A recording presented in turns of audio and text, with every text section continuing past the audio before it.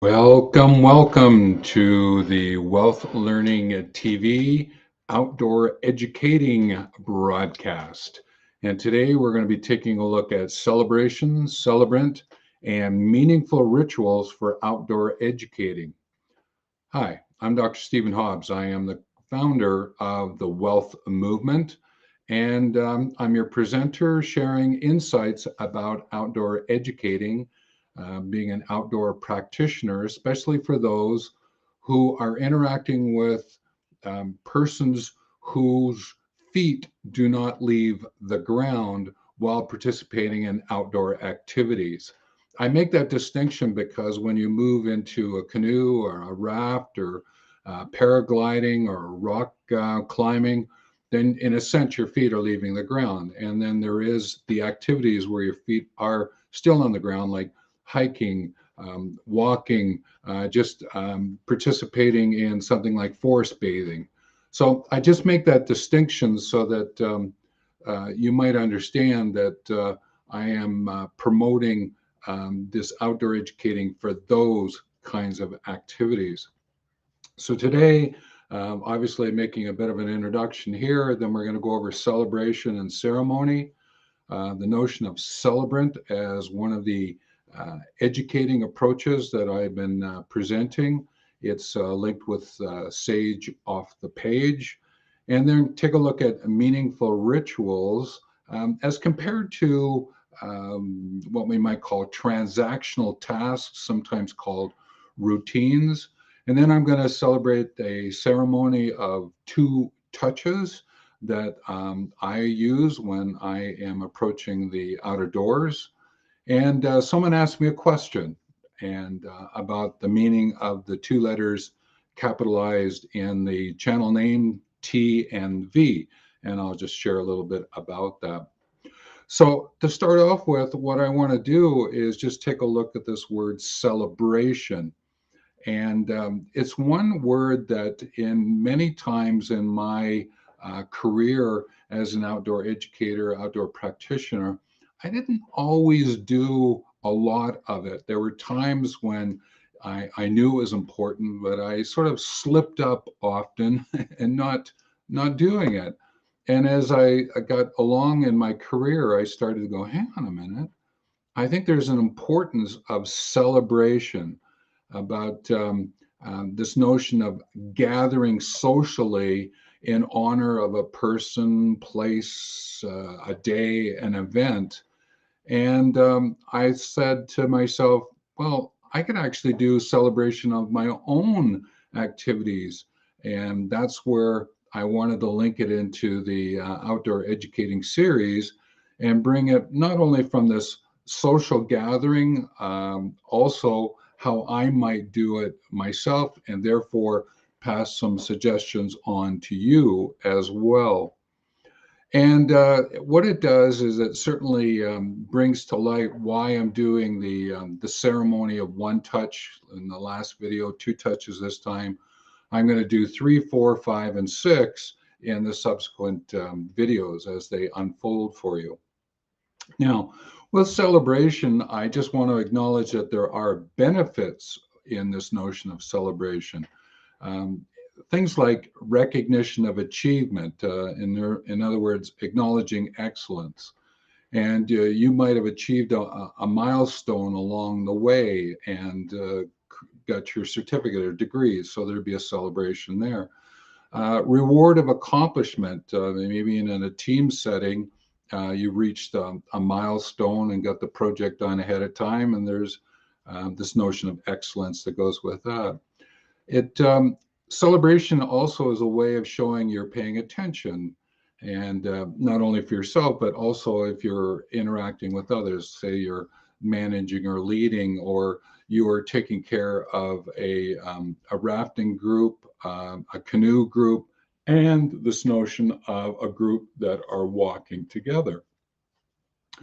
It also values the outcome that you're celebrating and is bringing that attention to it and this notion of reward and recognition that I'm hinting at here throughout the benefits.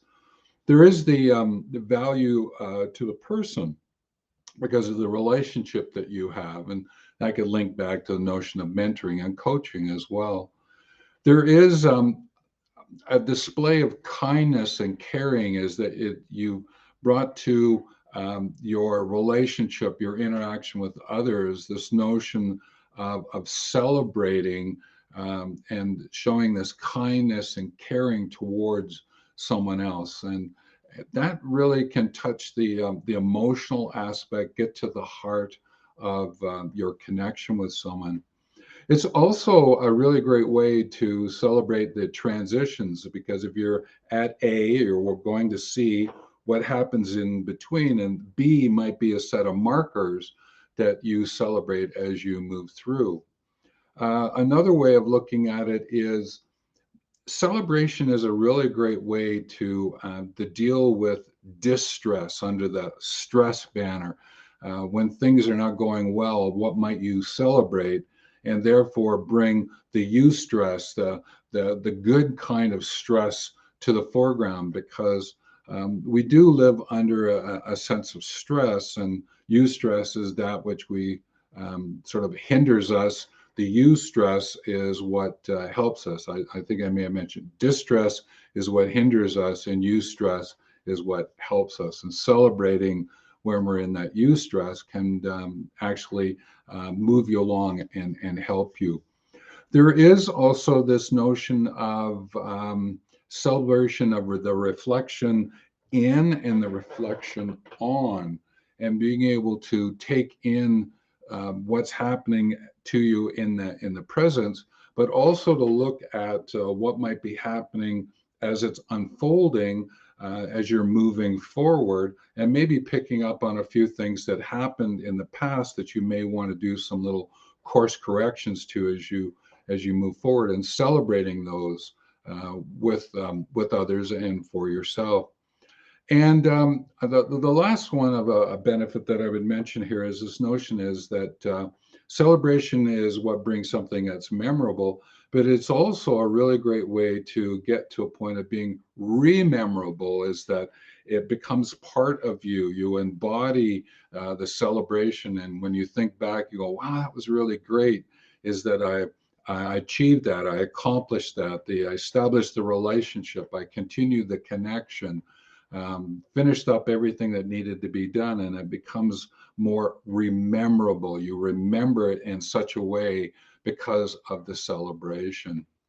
So, if we're thinking about examples, now I know that I mentioned that I deal with mostly outdoor educating, outdoor practice, where the feet doesn't move the ground, but there's times when I'll weave in other activities, because I have been a whitewater rafting guide. I have taught canoeing.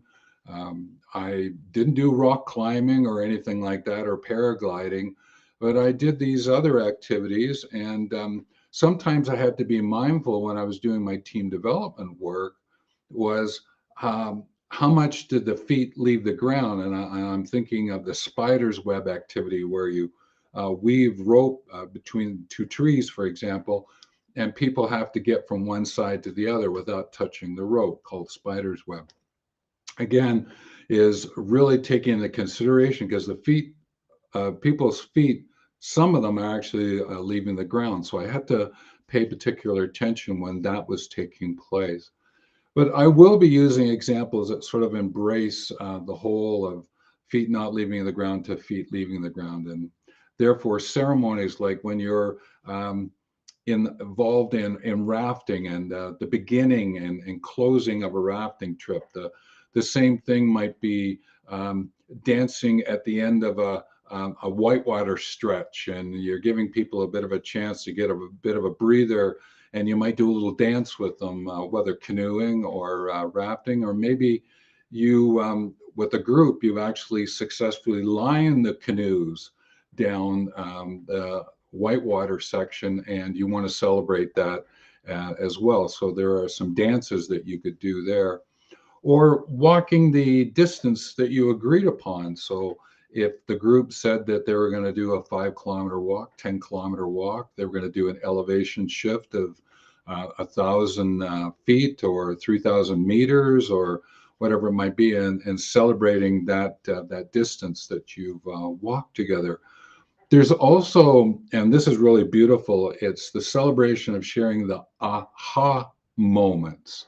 And phrases like, thank you for sharing that insight. That's really great. And I'm hoping everyone else picked it up by using that in a team development, team activity work that I used to do. And how did I celebrate people who, in some ways, were being vulnerable about what they picked up? And in a sense, a celebration of the vulnerability and celebrating the person willing to voice what they've learned. Now, there's a couple of other interesting things here, is that the notion of celebration is linked to extraordinary experiences. Because if you're creating experiences and you create them from an extraordinary perspective, and I shot a video about extraordinary experiences before, and I'll put a link to it here, is that the celebration is that, wow, we went through this experience, and let's make it markable, remarkable, markable. Let's make it memorable, rememberable. Let's make it extraordinary and really bring the celebration to the foreground. I used to do that a lot in my team related work. And when I was doing the end of a rafting trip, if it was really extraordinary and I saw people smiling and they'd come over and thank me, how would I celebrate with them? What was to bring their excitement to the foreground.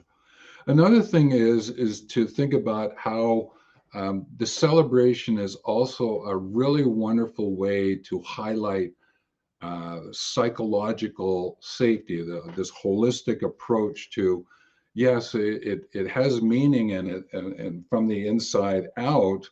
And you want to be able to recognize that a person may have started in their comfort zone, right? Where they might go, well, my competence is less than my challenge. And you might go, well, let's get you out of that comfort zone and let's push and see if we can develop new competence with the challenges that are coming to the foreground. Then there's this notion of being able to celebrate people who are in flow and being able to play with the new activities, learn and gain new competence while dealing with the challenges and finding that flow. And I think of those who are learning canoeing and getting to the point that they really can do the J stroke and they can do the draw strokes and really maneuver the canoe in ways that they never thought was possible. But it's also to help to deal with celebrate those who've gone into, well, I'm a little anxious here and that the challenge is more than my competence, but yet they stepped into that anxiety zone and really gave it a whirl, and it was successful. And even if it wasn't quite as successful, how do you celebrate those kind of milestones, touchstones that people experience when they're involved in outdoor activities? Now, there's a word that's associated here with celebration, and it's the word celebrant. And I want to bring it to the foreground because Celebrant is one of the 12 educating approaches that I speak about. They're in the package of 10, and then I add 2 more. So I've just discussed this notion of facilitating and mentoring, instructing and coaching and training and consulting and shifting and counseling in previous videos. Today was to highlight the notion of celebrant, and it's kind of an important one because it's a name given to someone who celebrates the touchstones along the pathways of life. And it's often associated with marriage and death and birthdays, like the England, Scotland, Wales, Ireland, Australia. They'll use a lot of celebrants in these celebrations of these touchstones, milestones, and ones in life. And often it's an alternative to the the religious ceremonies that are there, like the notion of death and birth, but not at the expense of or the outright no, we don't do celebrant work. They actually are religious rites of passage. In some religions, we'll talk about the celebrant approach, this notion of the celebration. So the other component of this, which is sort of gained a little bit of momentum because of the notion of marriage and death and birthdays, is that there is a certain professionalism now that is encompassing celebrants. You can get your certificate and being recognized to be able to do it in a professional way.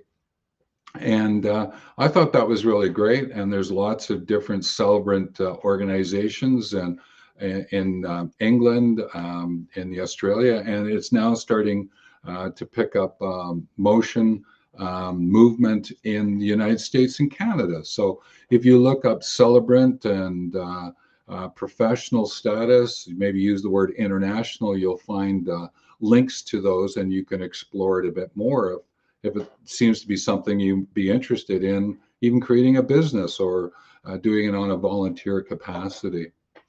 The other thing is that the celebrant is usually acknowledging like a person's rite of passage, like a birthday or a couple who are getting married.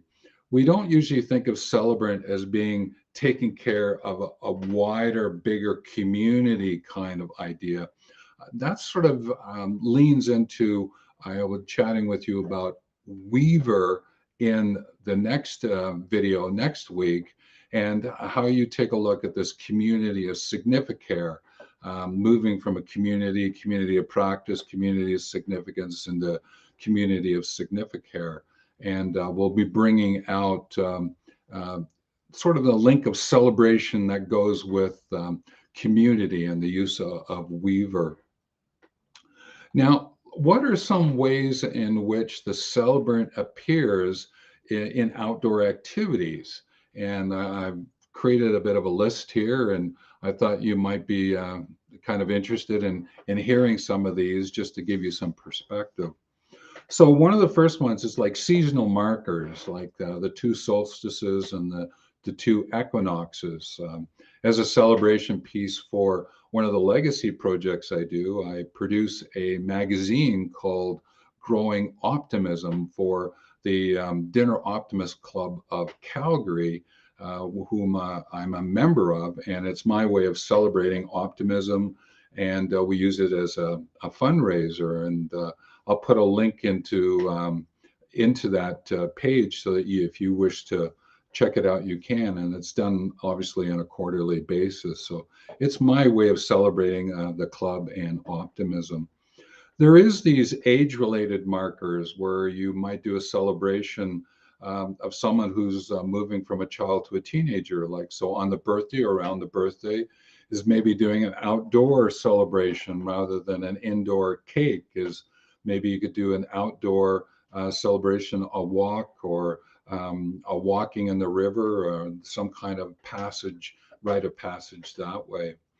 There are relational markers like friendship, and being able to do it in the outdoors is kind of a fun place to bring awareness from what is the sort of the natural qualities of your friendship and having a chance to talk about them in a natural setting.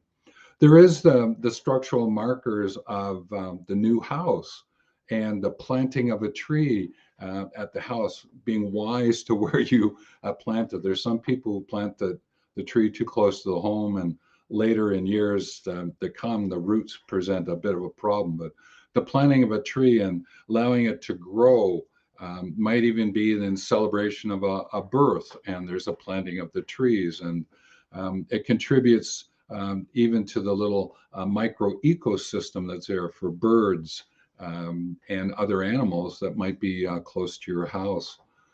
There's also the gratitude markers where you gift that you share on the birthday and having a natural quality to it.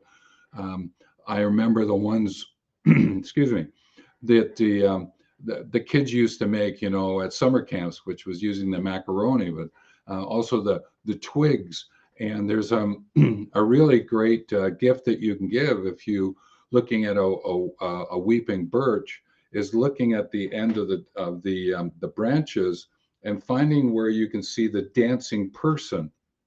And I'll put a link to the Growing Optimism. There is in that magazine pictures of the dancing ends of the branches, and it's quite an interesting way in which to gift if you took a series of those ends of twigs and the branches and formed how a dancing display you could create as a picture and give it to someone. So again, it's kind of a neat gift to share. There is the presence markers, which is celebrating the mentor coach that you've been interacting with, especially if it has an outdoor flavor, and being able to do it in the outdoors with the naturalness that goes with it as well. There are inspirational markers, the achievements that you have made. And they can be just very in the moment achievements, and that you completed so many steps, or because of the walking program you're on. Again, just little things, big things along these inspiration markers to keep you inspired as you move forward, or inspiring someone that you're interacting with. There are enthusiasm markers where you're bringing to the foreground the notion of the courage to be able to get engaged in the activity. And you never thought maybe you might walk the distance you did when you first started, and you took the courage to get there, and therefore to celebrate, to be a celebrant who's celebrating that enthusiasm that you have, your willingness to get into your own wellness and continue to move forward. Then there are certainty markers, and I sort of think of this from a business point of view, the naturalness of moving your business along, and maybe using a growth metaphor linked to trees, and celebrating that because of the trees that you paid to get planted somewhere around the world. Those are certainty markers linked to your business, linked to tree planting. And there are the nature markers themselves in terms of your involvement. And I was paying attention to that today, and just appreciating who had been walking on the path that I was walking on. And I realized by tracking it, someone had come down, all right, but no one had gone up the route that I was going, until I came to another path that came in, and I could see where someone else had moved forward. And I was just celebrating for myself as well. I sort of, over the last couple of days, I may have been one of two people, three people who had come through. And it was kind of fun, just, right, I'm enjoying my walking. I'm just acknowledging my nature presence. So that's a bit of an overview of celebration and the importance and benefits, and you serving as a celebrant to meet some of these markers, and how they are important not only for those you are interacting with, but yourself, and being able to find ways in which to bring that to the foreground. But I thought that I would touch on the topic of meaningful rituals versus transactional tasks, or sometimes called routines. And I bring it to the foreground is because often I find people that I'm interacting with, and they'll talk about, yeah, well, I do some kind of celebration at the end of activities, and I listen to them and I go, interesting. And then I ask them, is that a meaningful ritual, or is that like a transactional task that you're doing? So let me give you an example here. The routine has, it varies. It's not something you just take off the shelf and that you do.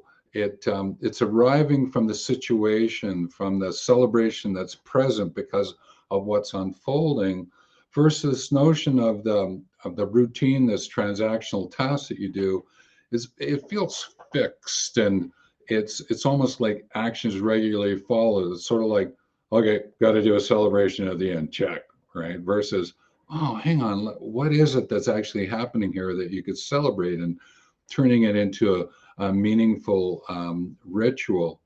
It's often when I'm interacting with people, I'll start with a brief story, a safety related story to remind people of the safety of the required in the activity.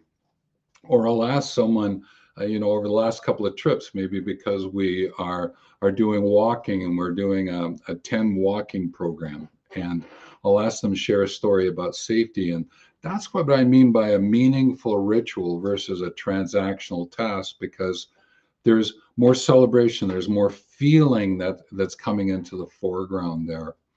So when it comes to meaningful rituals, there's a sense of the intention that it's something about, there's a future that you're bringing into today. Is the intention of the ritual is to, oh right, to celebrate the future because of what you're doing today and making a connection.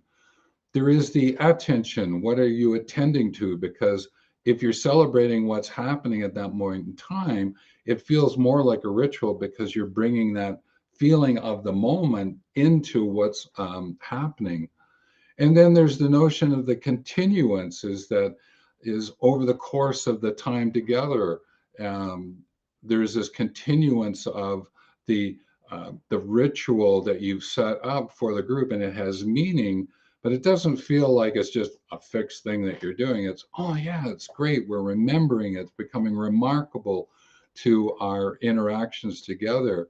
And what that does is brings greater awareness and heightens the your attendance to, and your this notion of listening and being able to enjoy what it is that you're doing. It also brings the notion of just simply appreciating what's unfolding.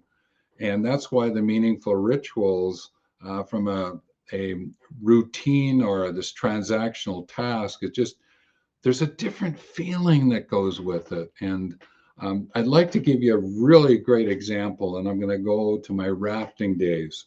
And I was a whitewater rafting guide for, I think it was 22 summers, yeah, 22 summers over a 24-year span, because a couple of summers I was away working in other parts of the world.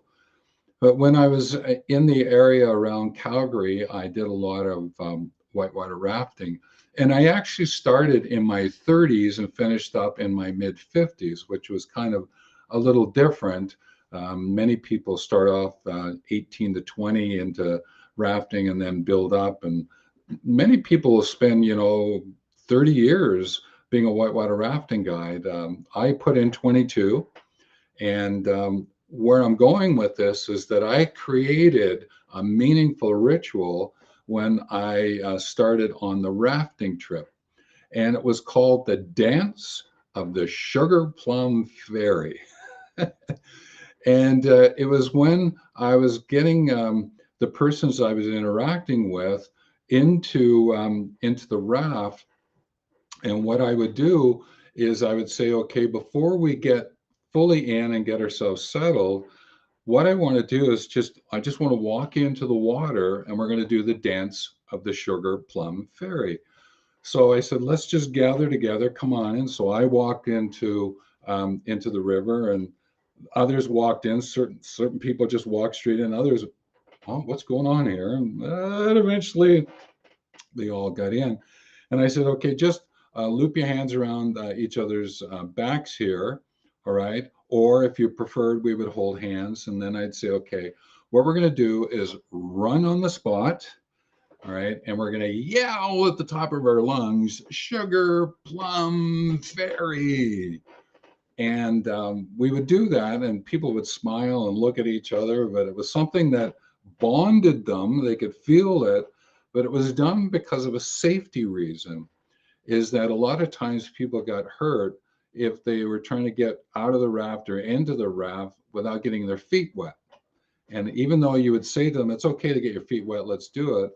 I did this dance so that I could explain to them, well, your feet are wet now. So we just walk in and walk out. So when we get going or when we stop, it's okay. Your feet are wet now, just step out.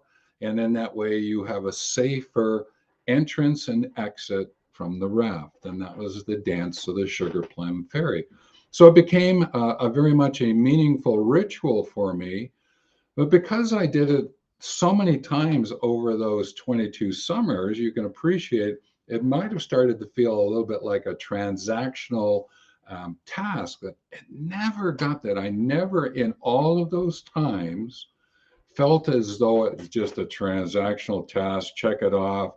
So I did my safety briefing and no, it was, I always found a way in which to bring life to it, and people enjoyed it so much. And it was because for me, I attended to the situation and to the group. I listened for what was happening. If someone was, I'm a little unsure, and this was a great activity just to get them into it and know that they're with the group. I share it because of the safety aspect and the bonding.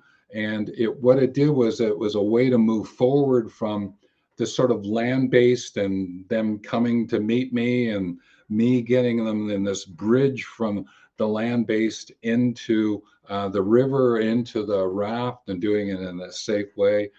But also is a really wonderful way of saying thank you for coming and being with me today. And the smiles and the joyfulness that sort of came about because of it, it was just so beautiful for people. So I thought I'd share the Dance of the Sugar Plum Fairy with you as a really good example of a meaningful ritual, and acknowledge it that it could have turned into a transactional task routine, but I just didn't go there. I know there is other people, they would go through their safety talk, and that was mine to add to it, that just gave it a little bit more spice to the interaction with the people. And this notion of meaningful rituals, I also brought a much deeper conversation about it in mentoring in another series I do on Wednesdays. And I'll put a link to that one about routine and ritual from a mentoring perspective. So if you want to do a little bit more follow up, then it's there for you. So this notion of ceremony that I've been sharing, and celebration and being a celebrant, I have my own way of being a celebrant from the inside out, in celebration through a ceremony. And I've been adding these to the various videos that I'm doing on this outdoor educating series. And today I wanted to share with you the ceremony of two touches. And what I do is that with my walking stick or my walking staff, depending what I'm doing, and I'm going to go for a walk, as I move from the pathway or road into the amongst the trees and into the forest, in the pathway in the forest, I will just stop and do a celebration. Uh, Peace be with the forest, and offer a thank you, and just sort of scan everything that's there. But then I have this ceremony, and it's between 1 and 6 touches of the walking stick. So last week I did the ceremony of 1 touch. Today is the ceremony of 2 touches. So what it does is it reminds me is that while I'm on my walk, if I want to think about something that has sort of two elements, like two ends of a stick, and I'm thinking about maybe I have to think about something that might be it's causing me some pain at the moment, but what might be the pleasure side of it, or something that's very pleasurable? What could be the pain side? I think of it like the Icarus paradox, where your strength can become your weakness. And sometimes I think about different elements of my life, and the notion of where there's challenge and where there's support, and what's happening with these two ends of the stick. And maybe there's a no and a yes that's required, and which way do I want to go? So I'm sort of thinking about these two ends of the stick, because if you just pick up one end of the stick, you pick up the other end. And what I'm doing with this 2 touches is acknowledging that there are two ends of the stick. I want to pick up the middle when I'm walking and be thinking about it and feeling through it. And maybe there's a whisper or something that I see, whisper from the winds, something I see as I'm walking that might give me insight into this two-touch sense of a question or an inquiry that I'm asking for and from nature. And so it just gives me an opportunity to just, oh, okay. And what am I paying attention to? What's my intention, my attention? What's my reflection? How do I bring continuance to this? The things that I've been mentioning already in the video, if you go back and listen. So it's a really great ceremony. Another way to sort of think of this, and someone asked me, okay, two ends of a stick, is there another way? And I'd say, two sides of a coin.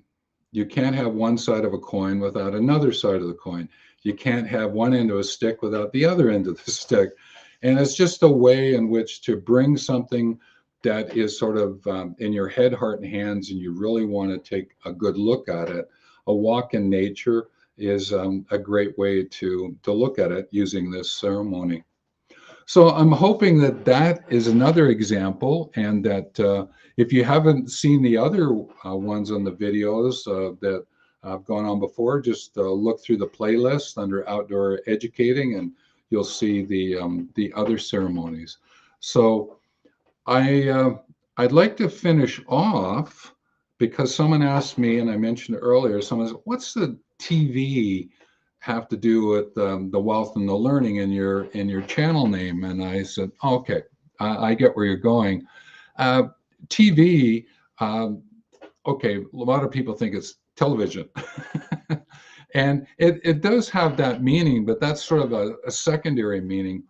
When it was created, I was thinking more about transition and values. What are the transitions that you go through in the hierarchy of values that you live in? Can you learn more about this transition and your values from a wealth perspective, and wealth being about well-being and well-living to the nth degree? And therefore, when I put it together, I saw Wealth Learning TV, and it was a bit of a play on, yes, it's sort of like this YouTube channel is sort of like a TV channel and broadcasting it. So I kind of left it at that, but really TV was about transition values and the importance of both those words to your learning and finding yourself living what I would call a wealthy life. So I'm hoping that that gives you a little bit more, and thanks to the person. I've shared this with them, and they said, "Oh, okay." And I said, "I'm going to add it to the video." And they said, "Oh, okay." And it was wonderful conversation between the two of you. So in a sense, it's a celebration of that conversation that I had with that person. So that brings me to a close of today.